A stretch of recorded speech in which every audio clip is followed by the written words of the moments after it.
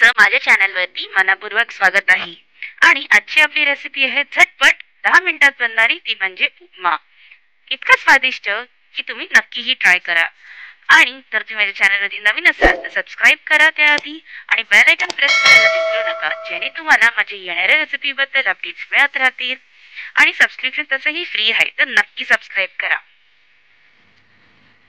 तर सर्वप्रथम आपण एका कढईमध्ये 1 कप रवा घेणार आहोत आणि हा मीडियम फ्लेमवर परतवून घेणार आहोत, जोपर्यंत ह्याचा जो रंग आहे तो हलकासा ब्राउनिश किंवा गोल्डनिश होत नाही तोपर्यंत आपल्याला हे असं कंटिन्युअसली परतवून घ्यायचं आहे।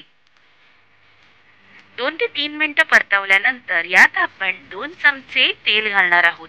तुम्हाला हवं तर तुम्ही इथे साजूक तुपाचाही वापर करू शकता। त्यानंतर आपण हे चांगलं एकजीव करून घ्यायचं आहे, म्हणजे चांगलंच परतवून घ्यायचं आहे, ज्याने आपला जो उपमा आहे तो खूपच स्वादिष्ट आणि सॉफ्ट बनेल। असं परतवून झाल्यानंतर तुम्ही बघू शकता त्याला खूप सुंदर असा रंग आलेला आहे। त्यानंतर आपण हे एका प्लेटमध्ये काढून घेऊया।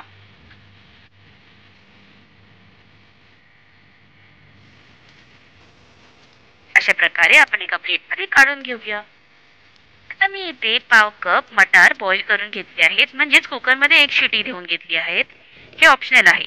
त्यानंतर आपण एका सेम पॅन मध्ये 3 ते 4 चमचे तेल घालणार आहोत, आणि हे तेल जसं गरम होईल तसं आपण यात 1 चमचा जिरे घालून घेणार आहोत, आणि 1 ते 2 सेकंड नंतर आपण यात 1 चमचा राई घालणार आहोत।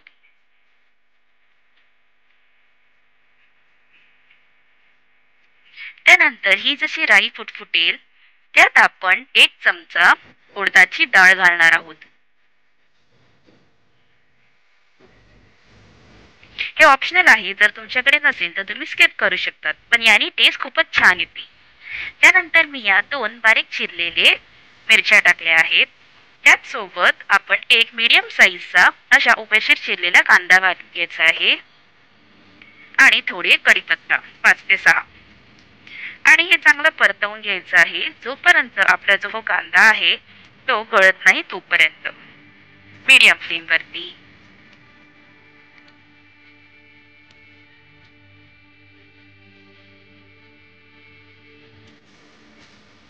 जर तुम्ही सबस्क्राईब केलं नसेल तर नक्की सबस्क्राईब करा। आता हे असं परतवून घेतल्यानंतर यात आपण 4.5 कप सेम जे अंदाजाने आपण रवा घेतलेला त्याच कपने आपल्याला पाणी घ्यायचं आहे। प्रमाण लक्षात ठेवा, 1 कप रव्याला आपल्याला 4.5 कप पाणी टाकायचं असतं।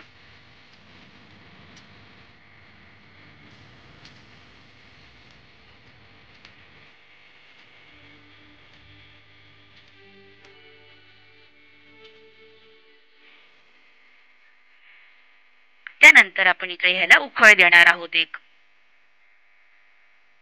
यात आपण चवीनुसार मीठ घालून घ्यायचं आहे, आणि जे आपण बॉईल केलेले हिरवे मटार आहेत तेही यात घालून घ्यायचे आहेत।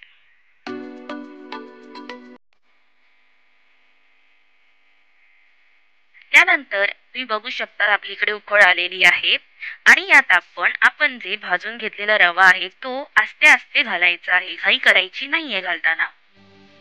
आणि मग त्यावर कोथिंबीर चिरून घालायची आहे थोडीशी, चांगलं मिक्स करायचं आहे, आणि झाकण ठेवून आपल्याला हे 2 मिनिटं लो फ्लेम वरती शिजत ठेवायचं आहे।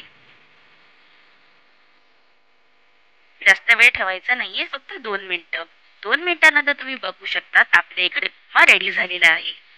जर तुम्हाला माझी रेसिपी आवडली असेल तर नक्की लाईक करा, आणि माझ्या चॅनलला सबस्क्राईब करायला विसरू नका। धन्यवाद।